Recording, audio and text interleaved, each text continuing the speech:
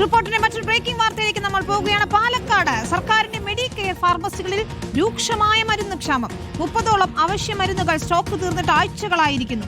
ചുമയ്ക്കും ആസ്മയ്ക്കും നൽകുന്ന മരുന്നുകളും ഇൻഹേലറുകളും വേദന സംഹാരികളും ഉൾപ്പെടെ കിട്ടാനില്ല.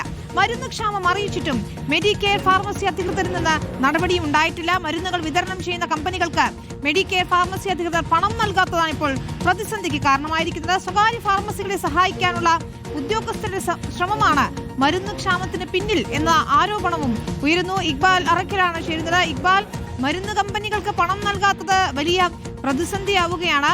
ഈ അവശ്യ മരുന്നുകൾ എന്ന് പറയുമ്പോൾ അതിൽ ദൈനംദിനം കഴിക്കുന്ന 30ഓളം മരുന്നുകൾ കൂടി ഉണ്ടെന്നാണ് മനസ്സിലാക്കുന്നത്. ആഴ്ചകളായി സ്റ്റോക്ക് തീർന്നിട്ടല്ലേ? വലിയ പ്രതിസന്ധിയിലേക്ക് പോവുകയാണോ?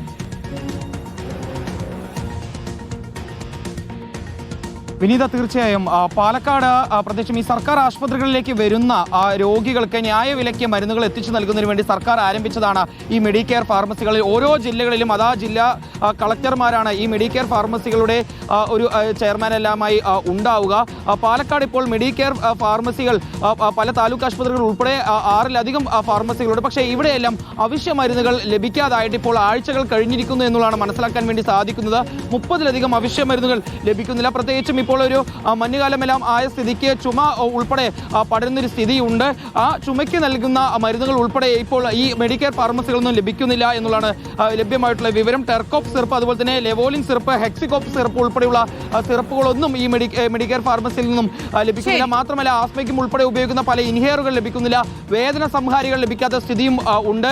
ഈ മരുന്നുകളുടെ ക്ഷാമം കൃത്യമായി തന്നെ അധികൃതരിലേക്ക് അറിയിച്ചിട്ടും യാതൊരു രീതിയിലുള്ള നടപടിയും ഇല്ല എന്നുള്ളതാണ് ലഭ്യമാവുന്ന വിവരം. മരുന്ന് വിതരണം ചെയ്യുന്ന കമ്പനികൾക്ക് സർക്കാരിൽ നിന്നും തുക അനുവദിച്ചിട്ടില്ല. മെഡിക്കെയർ ഫാർമസികളിൽ നിന്നും തുക അനുവദിച്ചില്ല. ഇതാണ് ഇത്തരത്തിൽ ഈ മരുന്ന് ക്ഷാമം ഉണ്ടാക്കാൻ കാരണമായത് എന്നുള്ളതാണ് ലഭ്യമായിട്ടുള്ള വിവരം എന്ന് പറയുന്നത്. എത്രയും പെട്ടെന്ന് ഈ മരുന്ന് ക്ഷാമം ഏതായാലും പ്രധാനപ്പെട്ട കാര്യം ഈ പ്രതിസന്ധി പരിഹരിക്കുക, അവശ്യ മരുന്നുകളുടെ ക്ഷാമം പരിഹരിക്കുക എന്നതാണ്. ആഴ്ചകളോളമായി സ്റ്റോക്ക് ഇല്ലാതായിട്ട് എന്നതാണ് ഇക്ബാൽ അറക്കൽ റിപ്പോർട്ട് ചെയ്യുന്ന ഗുരുതരമായ